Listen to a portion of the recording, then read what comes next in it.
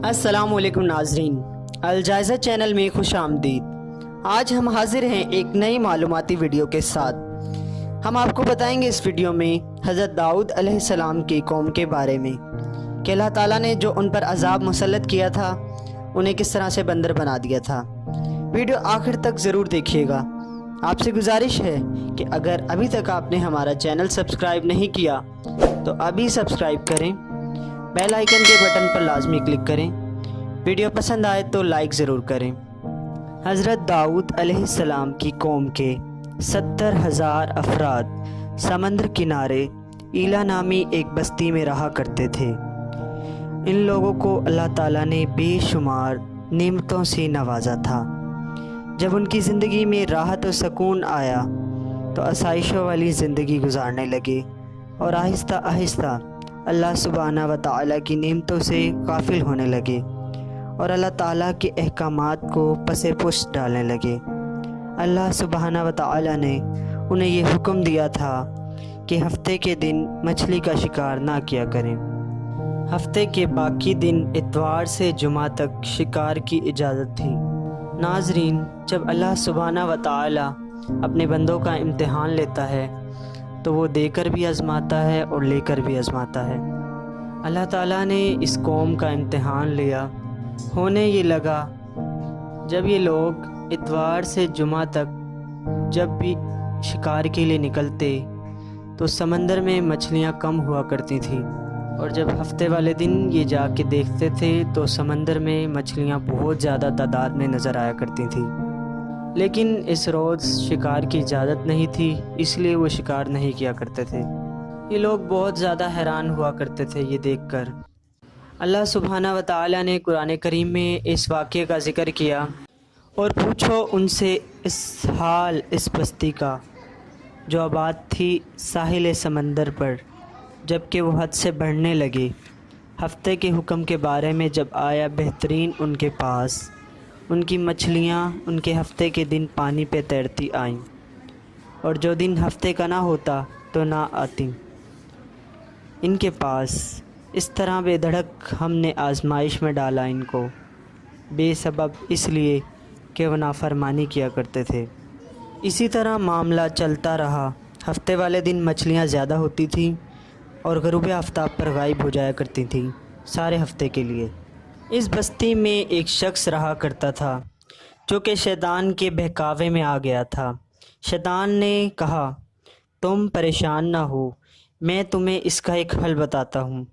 اس طرح ہفتے کی حرمت بھی نہیں رہے گی اور مچھلی بھی تمہیں مل جائے گی۔ شیطان نے اسے ایک ترکیب سمجھا دی۔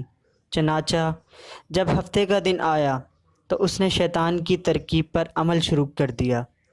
یہ شخص شکار کا سامان لے کر سمندر کے کنارے چلا گیا، ڈوری پر کانٹا لگا کر سمندر میں ڈال دی۔ ہفتے والے دن مچھلی ڈوری میں پھنس گئی۔ اس نے اسے اتوار والے دن آ کر نکال لیا اور گھر لا کر بھون کر کھانے لگا۔ جب ارد گرد کے لوگوں نے مچھلی کی خوشبو سونگھی تو وہ جمع ہو گئے اور پوچھنے لگے، تمہارے پاس مچھلی کہاں سے آئی ہے؟ اس نے کہا، میں نے یہ مچھلی آج یعنی اتوار کے دن پکڑی ہے۔ لوگ اس کی بات سن کر چلے گئے۔ اگلے ہفتے اس نے دوبارہ وہی ترکیب اپنائی جو اسے شیطان نے بتائی تھی۔ جب یہ مچھلی بھون کر کھانے لگا تو لوگ دوبارہ اکٹھے ہو کر اس کے پاس آ گئے اور کہنے لگے، ہم تو پورے 6 دن سمندر میں مچھلی ڈھونڈ رہے ہیں، ہمیں تو ایک بھی مچھلی نہیں ملتی۔ تعجب ہے، تمہارے پاس یہ مچھلی کہاں سے آ گئی؟ آخر کار اس نے لوگوں کو بھی یہی ترکیب بتا دی۔ چنانچہ لوگ اس ترکیب پر عمل کرنے لگے اور بعض نے تو اس کی بھرپور منصوبہ بندی کر لی۔ سمندر سے نالیاں نکال کر خشکی میں چھوٹے چھوٹے تالاب بنا دیے گئے، اور جب ہفتے کے دن مچھلیاں سمندر میں آتی تو نالی کے ذریعے تالاب میں آ جایا کرتی تھی اور یہ تالاب کے منہ بند کر دیا کرتے تھے، تاہم مچھلیاں تالاب میں ہی رہ جاتی تھیں، اور یہ لوگ اتوار کے دن آ کر مچھلیاں پکڑ لیتے تھے۔ وہ یہ نہیں سوچتے تھے کہ شکار تو ہفتے کے دن ہو رہا ہے، جو کہ حرام تھا ان کے لیے۔ ناظرین، اس بستی میں اللہ تعالیٰ سے ڈرنے والے لوگ بھی موجود تھے۔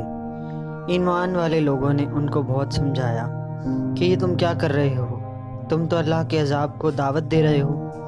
لیکن وہ اس بات سے منکر ہو گئے اور کہنے لگے ہم یہ بالکل ٹھیک کر رہے ہیں، ہم ہفتے نہیں بلکہ اتوار کو شکار کر رہے ہیں۔ ناظرین، اب بستی 3 گروہوں میں بٹ گئی تھی۔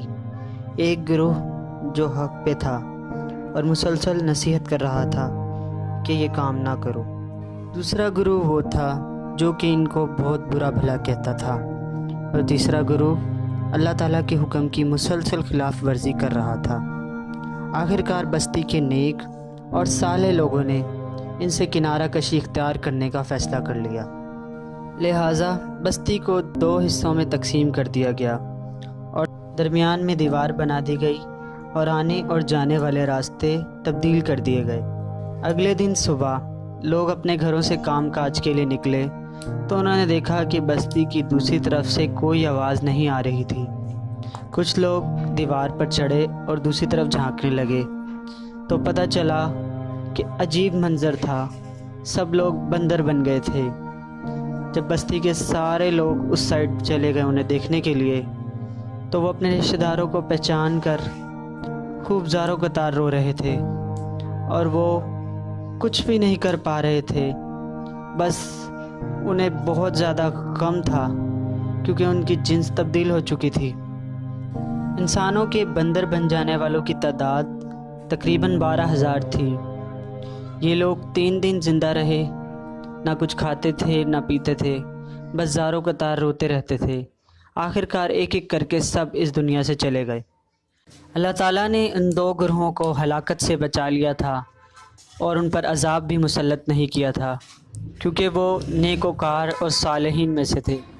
اللہ تعالیٰ قرآن مجید میں اس کا ارشاد فرماتا ہے اس طرح، ترجمہ: اور جب کہا ان میں سے ایک گروہ نے تم کیوں نصیحت کرتے ہو اس قوم کو، اللہ جنہیں سخت عذاب دینے والا ہے، انہوں نے کہا ہم معذرت پیش کر سکیں گے اللہ کے دربار میں کہ ہم نے اپنا فرض ادا کر دیا، اور شاید ڈرنے لگیں، اور پھر انہوں نے فراموش کر دی جو نصیحت کی تھی ہم نے، نجات دی جو روکتے تھے برائی سے، اور ہم نے پکڑ لیا ان لوگوں کو جنہوں نے ظلم کیا، عذاب دیا بوجہ اس کے کہ وہ نافرمانی کرتے تھے۔ پھر جب انہوں نے سرکشی کی جس سے وہ روکے گئے تھے، ہم نے حکم دیا کہ بن جاؤ زیر بندر۔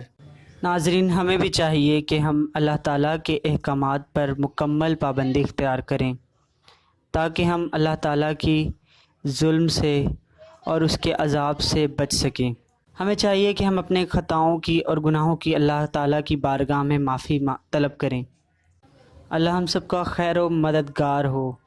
ویڈیو پسند آئے تو لائک ضرور کیجیے گا۔ ویڈیو دیکھنے کا شکریہ۔ اللہ حافظ۔